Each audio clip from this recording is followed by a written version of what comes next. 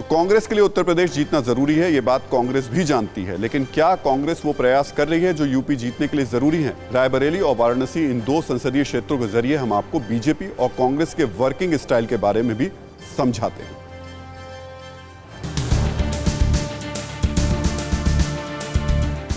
ये देश के पीएम का अपने संसदीय क्षेत्र से लगाव है। कोरोना संक्रमण के बीच सावधानी के साथ पीएम खुद वाराणसी पहुंचे थे। अपने संसदीय क्षेत्र से लगाव ही है जो पीएम ने बनारस की जमीन पर पहुंचकर अपने संसदीय क्षेत्र को विकास की योजनाओं की सौगात दी। पीएम चाहते तो दिल्ली में बैठे बैठे वीडियो कॉन्फ्रेंसिंग के जरिए शिलान्यास और लोकार्पण कर देते, लेकिन बनारस से उनका जुड़ाव उन्हें खींचकर वाराणसी तक ले गया। पीएम मोदी अब तक 27 बार वाराणसी का दौरा कर चुके हैं। 2019 का चुनाव जीतने के बाद पीएम 4 बार बनारस जा चुके हैं। इसके अलावा रायबरेली की कहानी कुछ अलग है। 2019 चुनाव में जब कांग्रेस अमेठी भी हार गई, तब भी रायबरेली के लोग कांग्रेस के साथ खड़े थे।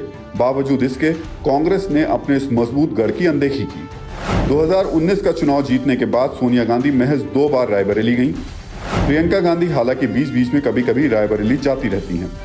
यानी रायबरेली के लोग अपने सांसद से दूर हैं।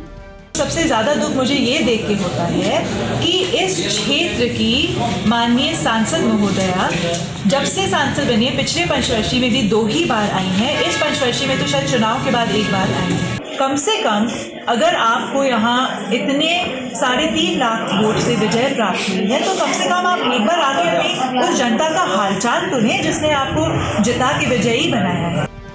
अमेठी में राहुल गांधी की हार ने कांग्रेस को झटका दिया, लेकिन इस हार के पीछे भी बड़ी वजह थी। केंद्रीय मंत्री होने के बाद भी स्मृति ईरानी अमेठी के सुख दुख में शामिल हो रही हैं। अमेठी के हर कदम पर स्मृति उसके साथ दिखती हैं। राहुल गांधी से अमेठी के लोगों को यही शिकायत रहती थी। ये तस्वीरें बीजेपी और कांग्रेस के वर्किंग स्टाइल में फर्क को दिखाती हैं। एक तरफ पीएम खुद अपने संसदीय क्षेत्र जाते हैं, बीच बीच में जब मौका मिलता है वीडियो कॉन्फ्रेंसिंग के जरिए वाराणसी के लोगों से जुड़ने की कोशिश करते हैं, तो दूसरी तरफ कांग्रेस के दिग्गज दिल्ली में बैठकर लोगों से जुड़ने की रणनीति तो बनाते हैं, लेकिन जमीन पर लोगों से कनेक्ट नहीं हो पाते। शायद यही फर्क आज कांग्रेस और बीजेपी की राजनीतिक हैसियत भी तय करता है।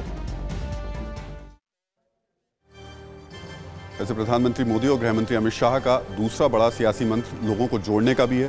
कहते हैं एक एक तिनका जोड़ने से महल बनता है और एक एक कार्यकर्ता को जोड़ने से पार्टी और संगठन। बीजेपी कुछ इसी अंदाज में आगे बढ़ी, लेकिन राहुल गांधी क्या सोचते हैं, ये सुनिए। और बहुत सारे लोग हैं जो डर नहीं रहे कांग्रेस के बाहर है, वो सब हमारे, उनको अंदर लाओ, और जो हमारे यहां डर रहे हैं उनको बाहर निकालो। चलो भैया जाओ, आरएसएस के हो जाओ, भागो, मजे लो, नहीं चाहिए, जरूरत नहीं तुम्हारी, हमें निडर लोग चाहिए। परवाह देश की, सोमवार से शुक्रवार रात 10 बजे TV9 भारतवर्ष पर।